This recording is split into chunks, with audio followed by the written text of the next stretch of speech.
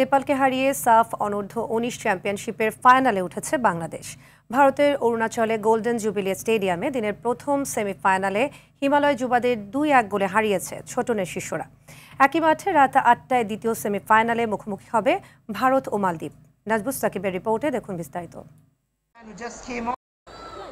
ভারতের golden jubilee স্টেডিয়ামে ফাইনালে যাওয়ার মিশন নিয়ে সাফ অনূর্ধ্ব ১৯ চ্যাম্পিয়নশিপের সেমিফাইনালে নেপালের মুখোমুখি হয় বাংলাদেশ। শুরু থেকেই আক্রমণাত্মক ফুটবল খেলতে থাকে ছোটনের শিষ্যরা। তবে প্রথমার্ধে কোনো সুযোগে গোলে পরিণত করতে পারেনি লাল সবুজের যুবারা।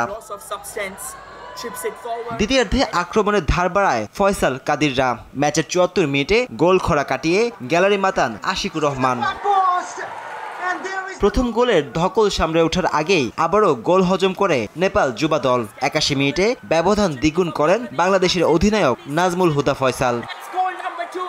ম্যাচের ৮৭ মিনিটে বাংলাদেশের জাল খুঁজে নিয়ে গোল ব্যবধান কমান নেপাল ফরোয়ার্ড সুজন ডাঙ্গল। তবে এতে হার এড়াতে পারেনি নেপাল অনূর্ধ্ব ১৯ দল। রেফারির শেষ বাঁশিতে ফাইনালে যাওয়ার উল্লাসে মাতে বাংলাদেশ।